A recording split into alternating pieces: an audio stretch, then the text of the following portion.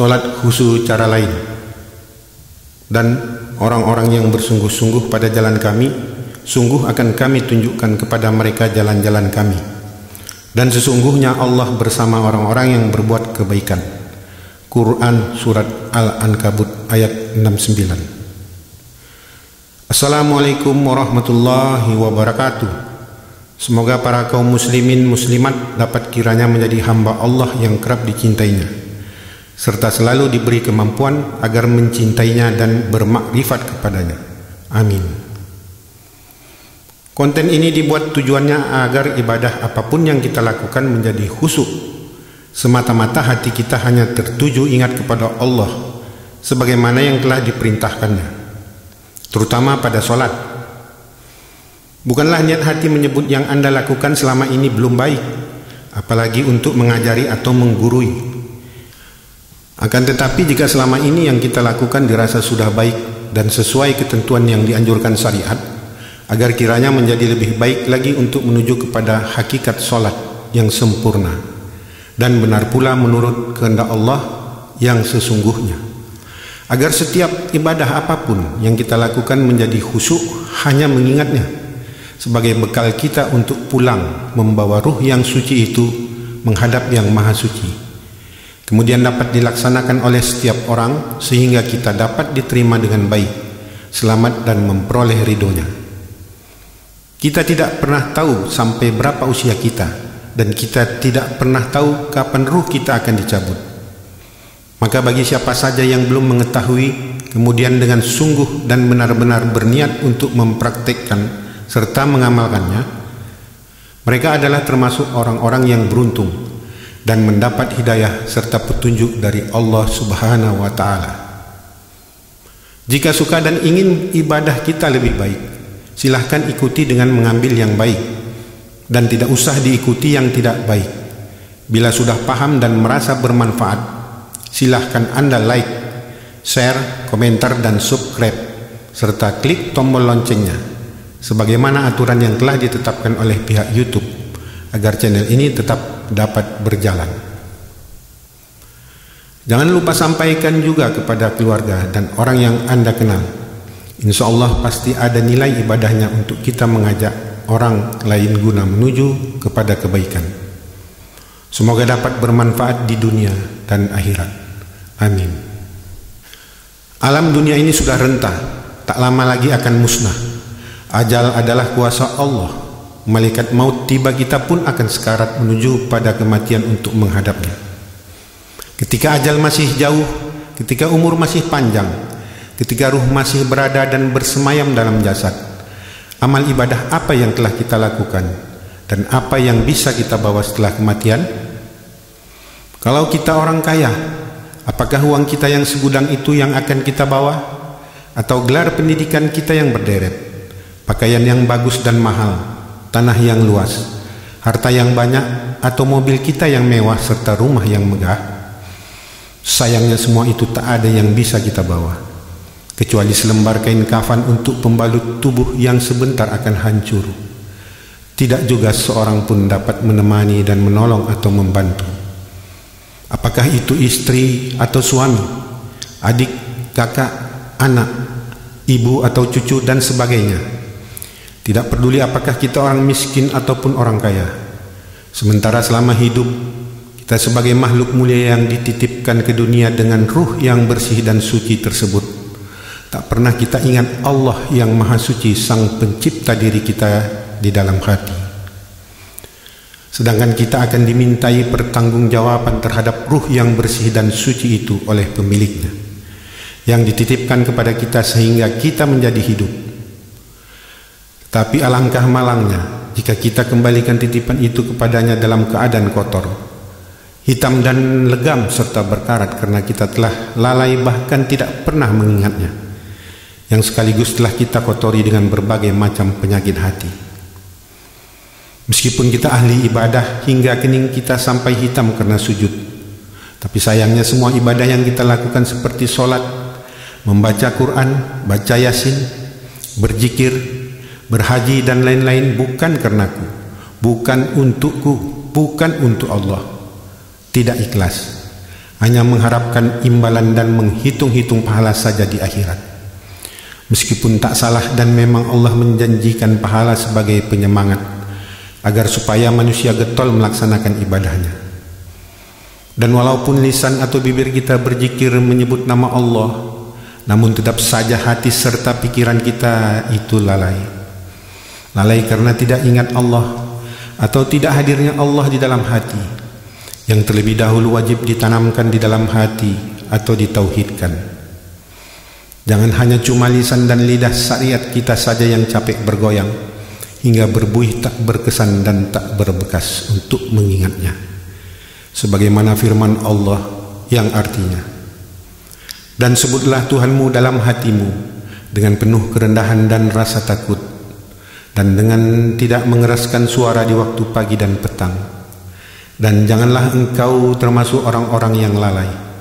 Quran Surat Al-A'raf ayat 205. Karena hati kita pergi merayap dan berjalan entah kemana-mana, kita hanya ingat tentang duniawi, ingat proyek, ingat hutang, ingat uang belanja, ingat jalan-jalan di mal atau plaza, ingat anak atau suami, istri, ingat kenangan lama, ingat semua pekerjaan, ingat kebutuhan, ingat beras dan cabai sudah habis, ingat harta, ingat keinginan, ingat kekurangan, ingat kesusahan, ingat masalah, ingat sesuatu benda, ingat sipolan, ingat kampung halaman, dan lain-lain. Yang semua ingatan itu selalu hadir ketika kita sholat atau ibadah lainnya, bukan ingat kepada Allah. Sampai lupa sudah melakukan tahiyat awal atau belum, lupa rakaat sholat sudah rakaat keberapa, dan lain-lain. Gerakan ibadah kita sendiri saja kita lupa, apalagi untuk mengingatnya. Itulah yang disebut dengan beramal tanpa ilmu. Kalau mendengar kalimat beramal tanpa ilmu bisa menjadikan kita marah, karena kita merasa sudah tahu, sudah paham, dan sudah banyak belajar syariat, apalagi tentang bab sholat atau ibadah lainnya. Tahu berwudu, tahu rukunnya, rukuk, sujud, salam, dan lain-lain, berikut makna atau tujuan gerakan, serta tahu semua bacaan ayat apapun, bahkan berikut arti ayatnya. Memang benar kita beramal dan kita juga sudah berilmu, namun ilmu yang kita pelajari ternyata belum pas dan belum tepat menurut keinginan dan kehendak Allah, sehingga dapat berpotensi menjadikan diri kita ini condong kepada syirik khafi. Artinya adalah syirik yang tersembunyi atau menyerupakan Allah di dalam hati dengan yang lain, meskipun sebesar biji zarah. Yang dapat diartikan ketika kita beribadah, apa yang kita ingat itu berarti itulah yang kita sembah, bukan Allah. Karena Allah tak mau dan tidak suka diduakan atau disertakan, disamakan dengan yang lain. Karena segala ibadah itu inti dan tujuannya adalah hanya semata-mata untuk mengingat Allah, tiada yang lain. Allah berfirman di dalam hadis qudsi yang artinya, akulah sebaik-baik sekutu, teman. Barang siapa mempersekutukan aku bersama yang lain, dia diserahkan kepada sekutu itu. Wahai sekalian manusia, beramallah kalian dengan ikhlas karena Allah, karena sesungguhnya Allah tidak akan menerima amal seseorang kecuali amal yang berdasarkan ikhlas karena Allah. Janganlah kalian mengucapkan ini demi Allah dan demi kekerabatan. Perbuatan yang demikian hanya karena kekeluargaan saja dan tidak sedikit pun karena Allah. Dan jangan pula kalian mengucapkan ini demi Allah dan demi pemimpin kalian. Amalan seperti itu hanya untuk hormatan pemimpin kalian saja dan tidak karena Allah.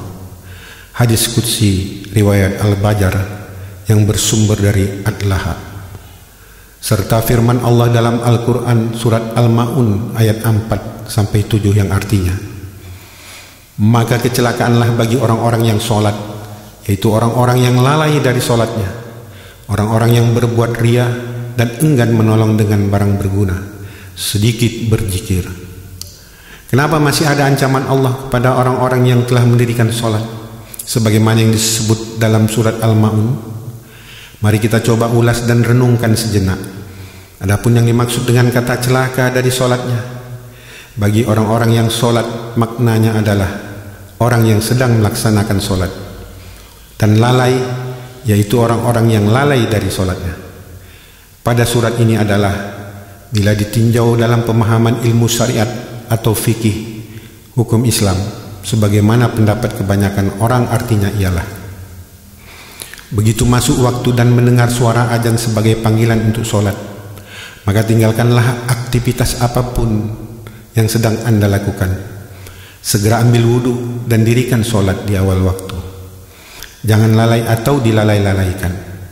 Pemahaman ini baik juga tak salah, karena secara syariat memang dianjurkan demikian. Sedangkan pemahamannya secara hakiki terhadap kalimat celaka dan lalai, serta makna yang tersembunyi atau hikmah di balik kata celaka dan lalai tersebut ialah, pada kata celaka adalah merupakan kalimat kecaman dari Allah Subhanahu wa Ta'ala yang bernada kejengkelan. Sedang pada kata lalai maknanya adalah hati kita yang disebut lalai tidak mengingat Allah, ingatan kita pada yang lain, atau hatinya tidak ingat kepada Allah saat solat. As-salatu li dzikri. Padahal solat itu sesungguhnya tujuannya hanya untuk mengingat Allah. Jadi bukan lalai masalah waktu untuk melaksanakan solatnya.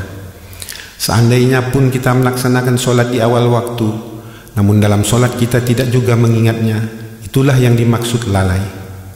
Maka menjadi sempurna dan lebih baik jika dapat dilaksanakan tepat di awal waktu dengan pelaksanaan solat hanya mengingat dia seperti yang diinginkannya.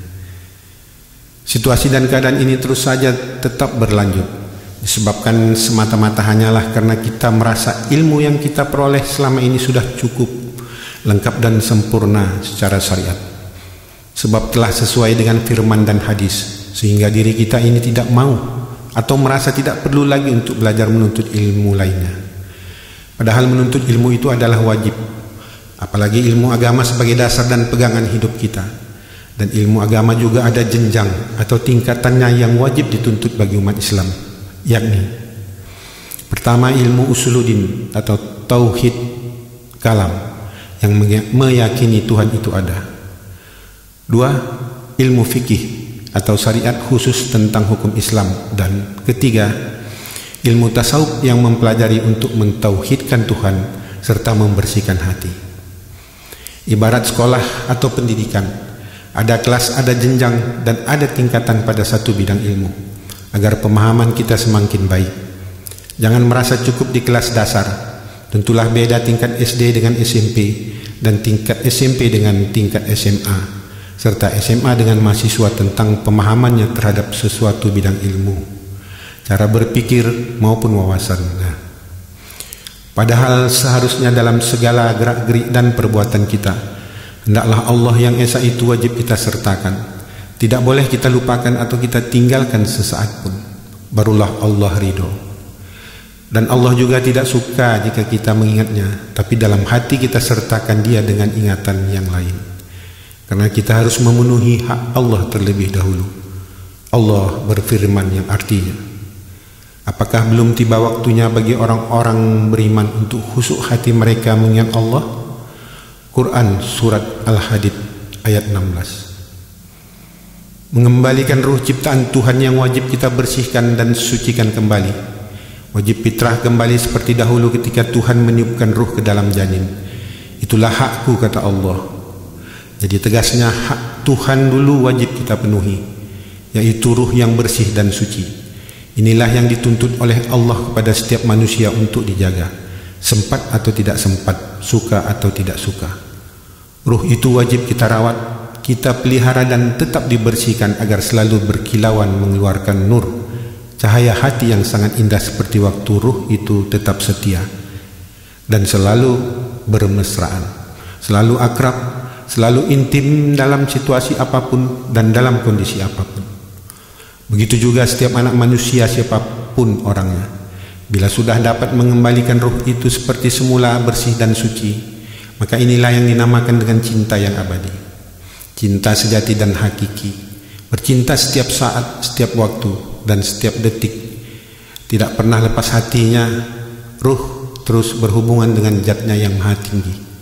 Inilah Al-Quran di dalam bahasa Arab yang tidak bengkok, disebut dengan zikrullah, agar kamu itu benar-benar bertakwa dengan mengingat Allah secara terus menerus, maka kita akan selamat menuju kepada Tuhan. Itulah yang disebut dengan iman, Islam dan ihsan, atau disebut juga dengan Islam yang kafah. Sedangkan Islam yang kafah menurut arti yang hakiki itu meliputi antara lain ialah fi'li, atau yang dikenal dengan sebutan perbuatan atau gerakan pada saat sholat, misalnya takbir, sujud, ruku, hingga salam di dalam mengerjakan segala amal ibadah kita kepada Allah Subhanahu wa Ta'ala, terutama dalam mengerjakan sholat yang 5 waktu. Qauli, atau yang disebut dengan ucapan atau lisan ketika membaca ayat-ayat, kemudian disusul dengan sebutan kalbu atau kalbi, atau hati, ruh, yang tugasnya di dalam sholat hanya berhubungan dengan Allah, atau disebut berzikir, mengingat dan mengenang Allah terus menerus di dalam hati sepanjang sholat atau ibadah lainnya. Tugas ruh, hati kitalah yang menyaksikan hadirnya Tuhan dalam hati ketika saat kita sholat, yang dikenal dengan sebutan khusyuk disertai dengan pikiran yang bulat dan utuh, hanya tertuju kepada Allah semata-mata, tiada yang lain.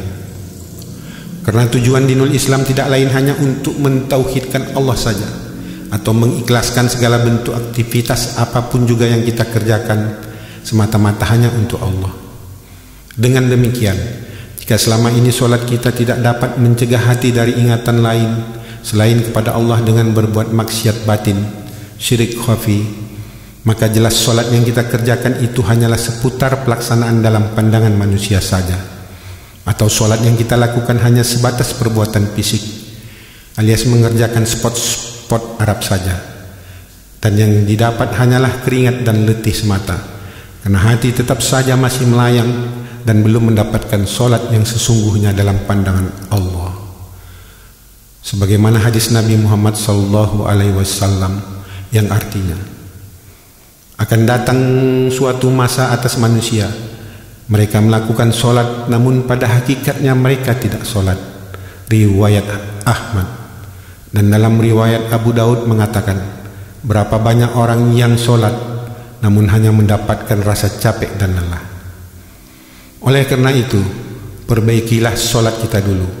Jangan merasa cukup karena sudah merasa baik dan sudah merasa benar, agar kita tidak menyesal nantinya ketika saat menghadapi sakaratul maut.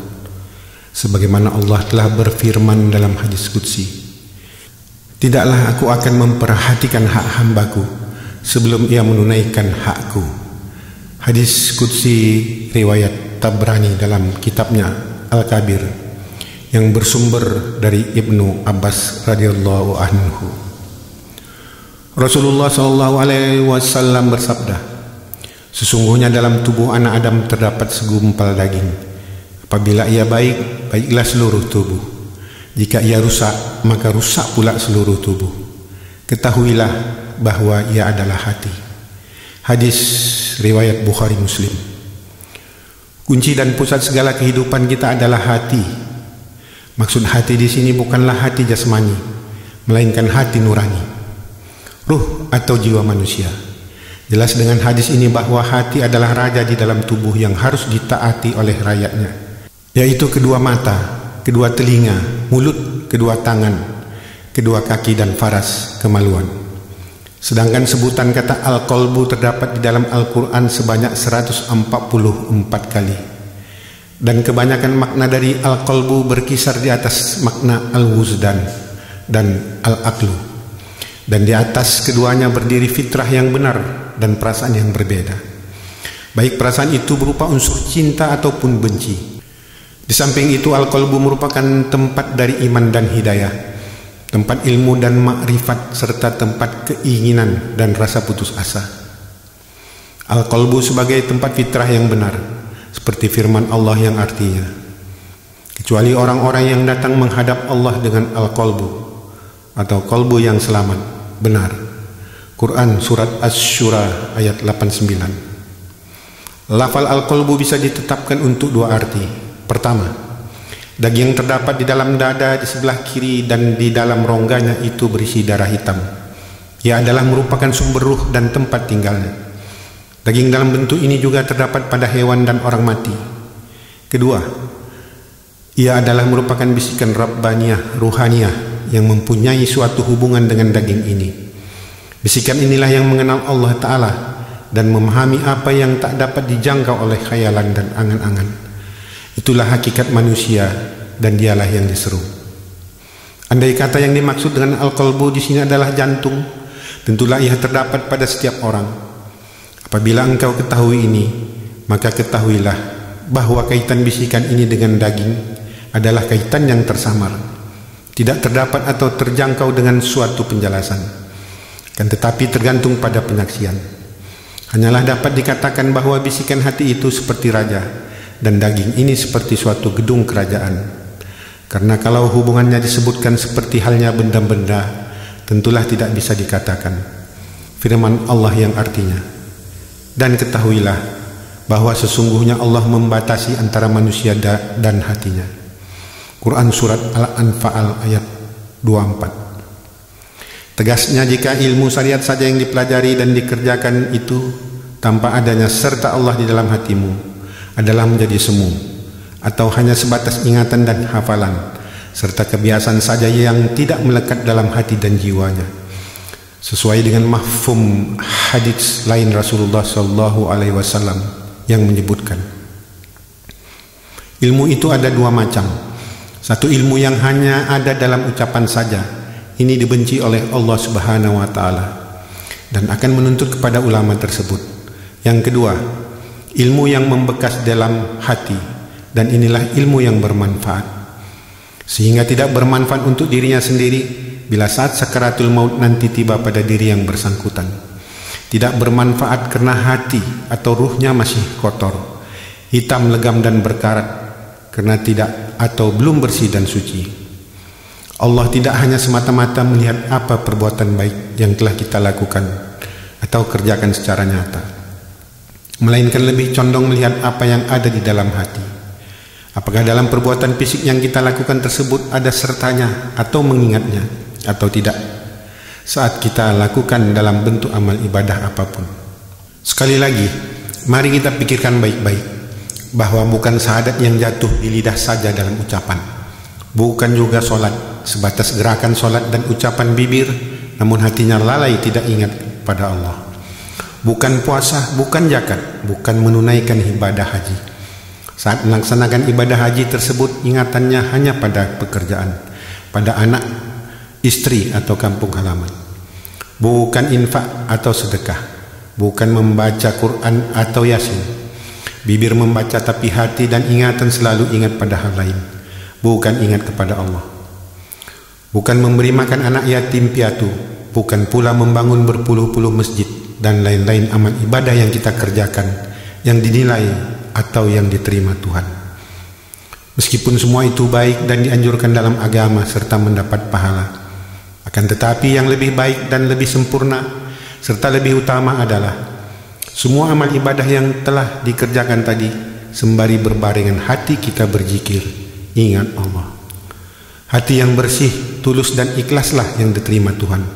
Seperti di dalam hadis qudsi, Allah berfirman, kelak pada hari kiamat akan didatangkan beberapa buku yang disegel, lalu dihadapkan kepada Allah Subhanahu wa Ta'ala. Pada waktu itu Allah berfirman, buanglah ini semuanya. Malaikat berkata, demi kekuasaan Engkau, kami tidak melihat di dalamnya melainkan yang baik-baik saja. Selanjutnya Allah berfirman, sesungguhnya isinya ini dilakukan bukan karenaku, dan aku sesungguhnya tidak akan menerima kecuali apa-apa yang dilaksanakan karena mencari keridhaanku. Hadis qudsi riwayat Bajar dan Tabrani dengan dua sanad atau di antara para rawinya termasuk perawi Al-Jami'us Sahih. Untuk mencapai sholat yang khusyuk sekaligus dapat membersihkan hati tidak akan bisa dicapai secara spontan atau instan, melainkan haruslah dikerjakan secara perlahan-lahan dan sabar, dengan niat sungguh-sungguh serta benar-benar berjihad untuk membiasakan atau melatih diri sendiri melalui cara mengingat Allah di dalam hati tanpa suara syir, disebut juga dengan zikir khafi, kalbi, kolbu, hati, napas secara terus-menerus. Tidak hanya dilakukan sebatas pada saat melaksanakan ritual ibadah saja. Setiap detik, setiap saat, dan setiap waktu, apapun aktivitas yang kita lakukan, ingatlah Allah di dalam hatimu, ketimbang mengingat hal lain yang tidak perlu atau tidak bermanfaat, apalagi hal negatif. Lebih baik kita ini membiasakan dan melatih diri untuk mengingat Allah. Di mana yang parahnya ketika kita mengerjakan ibadah solat, begitu angkat takbir ingatan kita pun mulai merayap kemana-mana, selalu kepada hal-hal lain. Padahal sebelum solat, hal itu tidak muncul, sehingga kita tidak pernah mendapatkan ibadah solat yang khusyuk. Jikapun ada, paling 1 atau 2 rakaat saja. Habis itu bubar dan buyar. Yang didapat hanya capek atau lelah, sehingga solat terkesan cuma sekedar menggugurkan kewajiban saja, belum merupakan suatu kebutuhan. Yang dimaksud dengan khusyuk adalah ingat dan menghadirkan Allah di dalam hati. Tidak ada yang lain. Meskipun telinga mendengar atau mata melihat yang lain saat beribadah, namun hati dan pikiran serta ingatan kita tetap fokus atau tertuju kepada Allah, khususnya pada saat melaksanakan solat. Atau dengan kata lain, meskipun telinga mendengar atau mata melihat yang lain, hati dan pikiran serta ingatan tidak melenceng dan memikirkan hal yang lain tersebut, karena pendengaran dan penglihatan menjadi teralihkan. Akan tetapi hati tetap ingat kepada Allah semata-mata. Bukan berarti tidak mendengar atau tidak melihat, karena kita punya mata dan telinga. Ada yang menyarankan supaya solat bisa khusyuk dengan cara agar kita memandang pada satu titik di sejadah dan jangan berkedip. Lalu artikan dan pahami bacaannya. Jika cara yang kita pakai supaya solat kita khusyuk dengan metode seperti itu yang kita lakukan, bagaimanapun kerasnya kita berjuang dan berusaha, saya yakin tidak akan bisa. Karena hanya berdasarkan pada fisik atau kedipan mata saja anggota tubuh. Namun tetap saja hati kita tidak akan ingat Allah. Begitu mata kita pedas memandang atau karena gatal, karena ada nyamuk atau lalat, dan kemudian berkedip, buyar lagi, sehingga akhirnya mata kita pula yang jadi disalahkan. Ini bukan masalah mata, ini adalah masalah fokus hati dan pikiran, ingatan serta perasaan atau rasa. Sedangkan jika harus mengartikan atau memaknai, memahami seluruh isi bacaannya, saya kira tidak akan bisa juga. Selain tidak pernah diajarkan oleh Rasulullah SAW, maka bagi orang-orang yang mengerti bahasa Arab tentulah sepanjang solatnya khusyuk, karena mereka mengerti atau memahami arti, makna apa yang dibacanya itu. Sayangnya yang diminta Allah dari beragam kemampuan dan bahasa manusia yang diciptakannya, ketika menyembah bukanlah artinya, atau kita mutlak wajib tahu makna dari bacaan yang kita baca. Bagi yang mengerti tentu lebih baik. Namun yang Allah minta itu adalah agar mengingat Dia saja saat menyembahnya, dan tidak dicampur dengan yang lain ketika ibadah. Hal semacam ini justru menurut hemat saya malah kita akan menjadi semakin kacau, di mana pikiran, hati, dan ingatan kita yang solat menjadi bertambah banyak lagi bercabang untuk berpikir masalah arti atau makna lagi.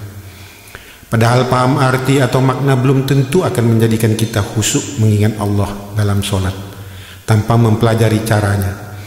Atau mari kita coba artikan seluruh bacaan solat. Kita hafal dan kemudian kita lakukan dengan bahasa yang sudah kita hafal tadi. Apakah kita bisa khusyuk atau tidak? Sedangkan pada sisi lain, bagi kita yang tidak mengerti apa arti yang kita baca, kita harus menerjemahkannya meskipun hanya dalam hati. Dan perlu menghafal lagi ke dalam bahasa yang kita mengerti. Sebab kita tetap wajib membaca dengan menggunakan bahasa Arab selain bahasa yang kita mengerti, di mana tidak sah solat membaca selain dengan bahasa Arab, sehingga menjadi mustahil, karena otomatislah menjadikan solat kita batal, sebab menambah-nambahi ucapan bacaan kita walaupun hanya di dalam hati saja yang telah ditentukan dari solat itu sendiri. Ada juga yang berpendapat kalau bacaan yang dibaca tidak pas atau salah dan tidak fasih, maka menjadikan salah pula arti atau maknanya itu, sehingga solatnya menjadi tidak sah. Karena dalam bacaan solat dituntut harus fasih, tepat dan pas, serta benar membaca huruf Arab. panjang pendeknya, nahu sorob, bantik bayan, idgham, dan lain-lain. Hal itu memang tidak salah dan diharuskan dalam syariat. Tapi apakah kita maunya terus begitu dengan mengabaikan yang Allah inginkan? Syarat dan anjuran ini menjadi semakin mengkhawatirkan bagi saudara kita yang lain, yang bacaannya tidak pas dan tidak fasih, sehingga dapat menimbulkan keraguan pikiran baginya untuk menunaikan sholat.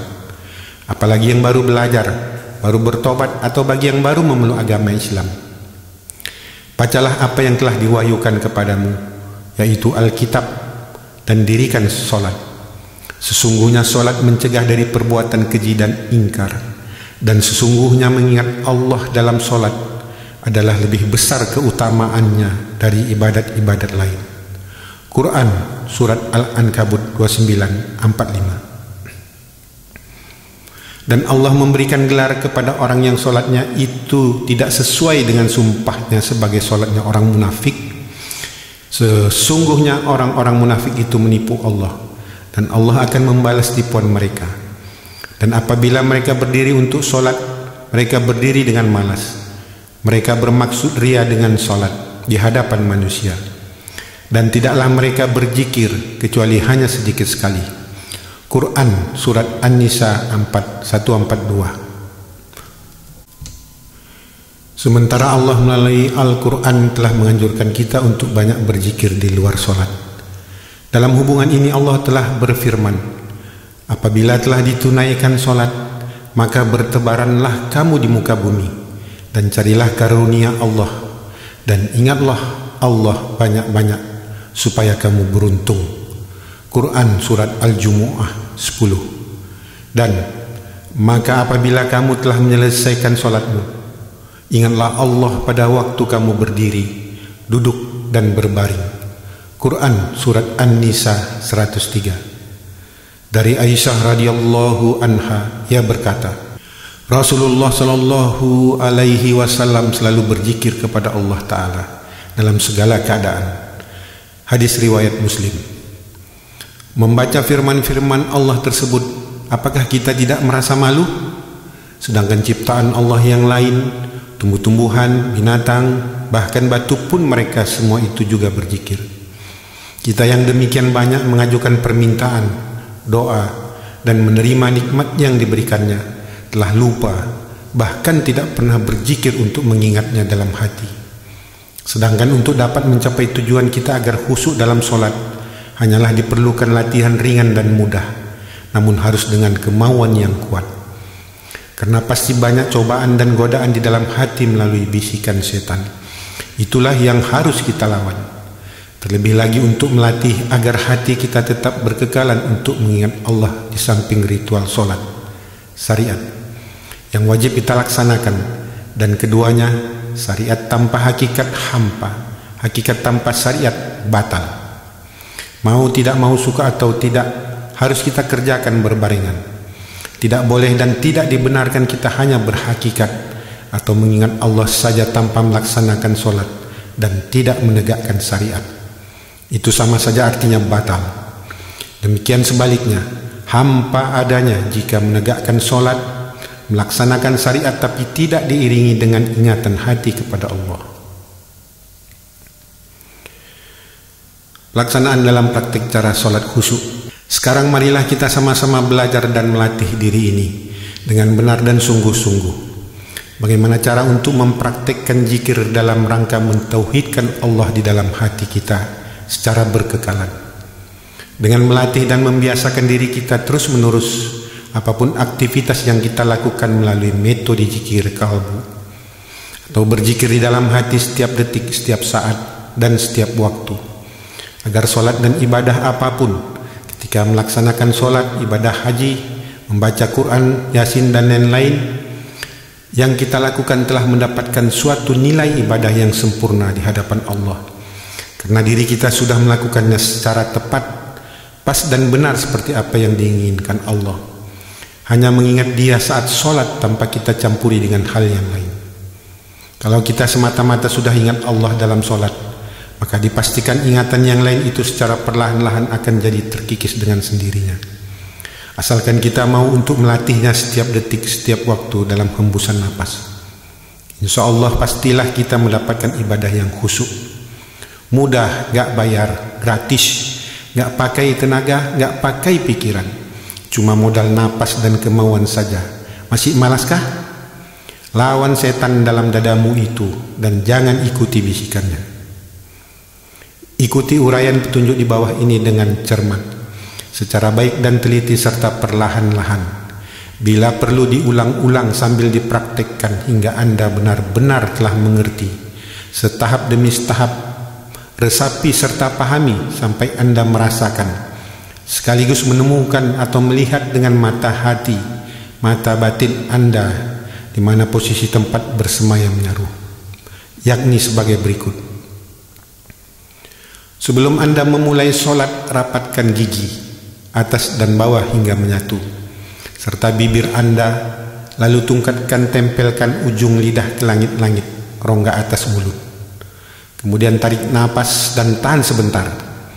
Saat menahan napas, baca dalam hati, Ilahi anta maksudi waridoka matulubi attini mahabbattaka wa ma'rifattaka. Artinya, ya Allah, hanya engkaulah yang hamba maksud, ridhomu yang hamba dambakan. Berikanlah hamba kemampuan untuk dapat mencintaimu dan bermakrifat kepadamu. Lalu hembuskan napas Anda secara perlahan dan sembari memandang, melihat ke dalam hati. Lihat dengan mata hati, mata batinmu, turun naiknya napas. Adapun tempat dalam diri kita tepatnya berada posisi 2 jari di bawah puting susu kiri. Pada masa dada masih kencang bagi wanita, atau lihat puting susu kiri laki-laki, dan 2 jari lebih kurang 3 cm ke dalam. Lihat dengan mata hati dan rasakan pada jasad tubuh kita ini, atau disebut juga di hati, kalbu, jantung. Disitulah letaknya di dalam diri kita bersemayam, atau tempat tinggalnya ruh untuk mengingat Allah, yang disebut juga dengan zikir khafi, hati, kalbu, kalbi, kolbu, napas, sir tanpa suara. Hanya mengingat Allah dan jangan ada yang lain. Dan ikuti terus menerus turun naiknya napas Anda itu.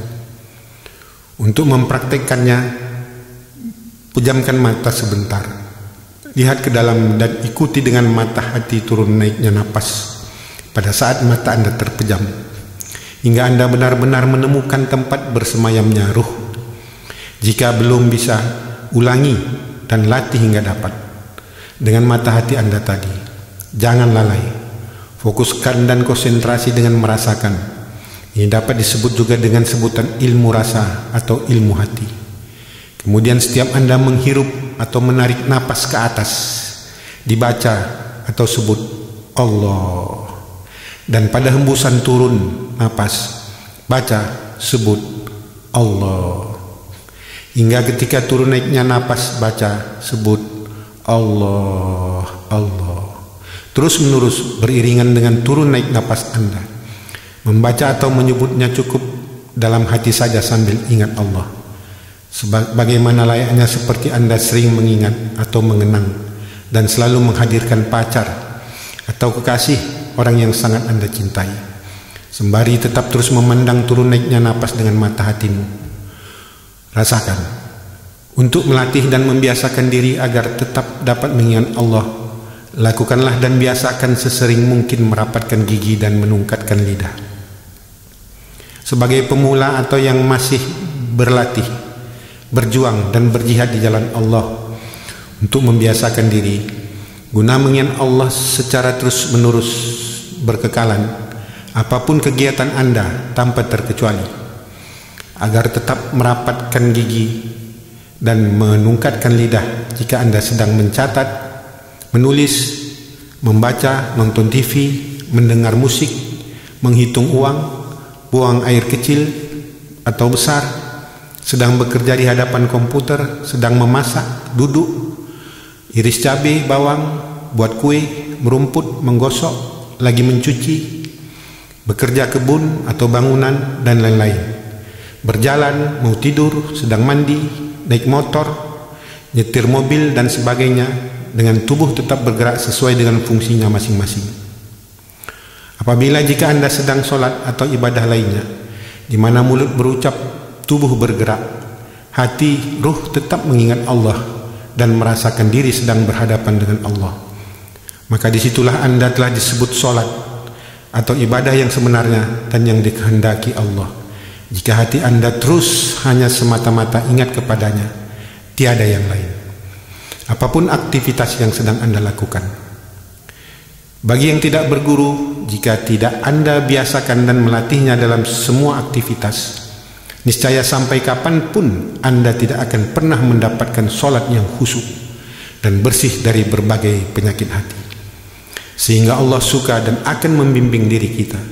Kalau kita sudah terbiasa dan terlatih memandang turun naiknya napas dengan mata hati, sembari mengingat dan menyebut nama Allah, tidak usah lagi merapatkan gigi dan menungkatkan lidah, tidak apa-apa. Tujuan menungkatkan lidah dan merapatkan gigi adalah agar lebih konsentrasi atau fokus. Asal hati kita tetap ingat terus kepada dan menyebut Allah, sehingga kita tidak perlu membawa tasbih lagi kemana-mana jika nantinya Anda sudah terbiasa. Sedang makan bahkan berbicara pun, insya Allah Anda bisa ingat Allah setiap detik, setiap saat dan setiap waktu. Itulah zikir yang berkekalan, yang tentunya tetap wajib bagi kita untuk melaksanakan sholat 5 waktu serta ibadah lainnya. Amin.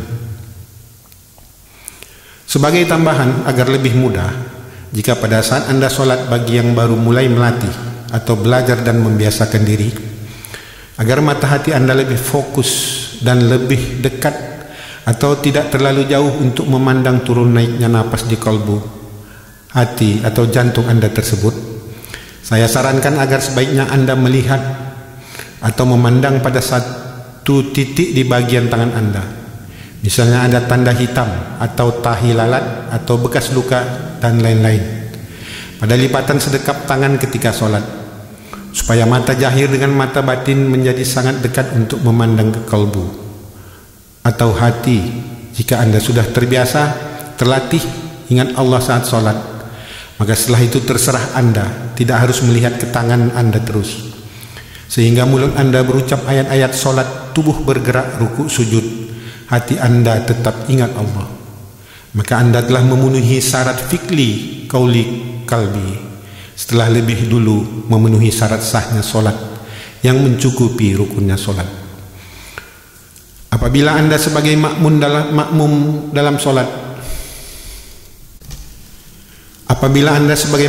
dalam sholat, pada saat ketika imam membaca ayat-ayat ataupun ketika Anda sholat sendiri, Anda harus tetap konsentrasi dengan napas Anda sembari terus mengingat Allah sepanjang sholat.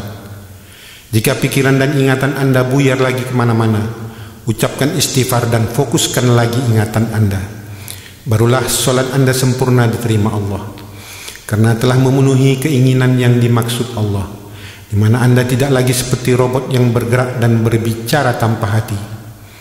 Rasulullah Shallallahu Alaihi Wasallam bersabda kepada Ali bin Abi Thalib, "Hai Ali, pejamkan kedua matamu dan tempelkan sepasang bibirmu, serta lipatkan lidahmu pada langit-langitan mulut dengan berzikir Allah, Allah, Allah di dalam Latifah dari Lataif 7. Sebagaimana firman Allah, hai orang-orang yang beriman, berzikirlah dengan menyebut nama Allah, zikir yang sebanyak-banyaknya, dan bertasbihlah kepadanya di waktu pagi dan petang.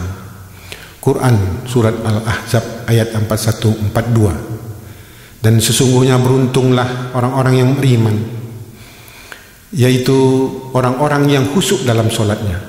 Quran Surat Al-Mu'minun ayat 1-2. Serta Aisyah radhiyallahu anha berkata bahwa Rasulullah bersabda, zikir khafi yang tidak didengar oleh malaikat hafadah itu pahalanya lebih banyak daripada zikir jahir atau lisan, yaitu lipat 70 kali. Hadis riwayat Baihaqi. Semoga bermanfaat untuk dunia dan akhirat. Amin. Untuk lebih lengkapnya paparan dan penjelasan tentang sholat khusyuk ini, berikut jenis-jenis penyakit hati dan obatnya. Boleh Anda ketik HS cara mudah solat khusyuk bagian 1. Terdiri dari bagian 1 sampai 5. Sebagai ilmu kita untuk bekal pulang kampung akhirat, silahkan Anda berkomentar positif, like, share, dan subscribe, serta jangan lupa klik pula tombol loncengnya pada bagian konten ini dan bagian konten 1 sampai 5 tersebut, sebagaimana aturan yang telah ditetapkan oleh pihak YouTube agar channel ini tetap berjalan. Tak lupa pula kiranya saya yang dungu ini mengharapkan maaf dengan segala sesuatu kekurangan dan kekeliruan. Terima kasih. Wassalamualaikum warahmatullahi wabarakatuh.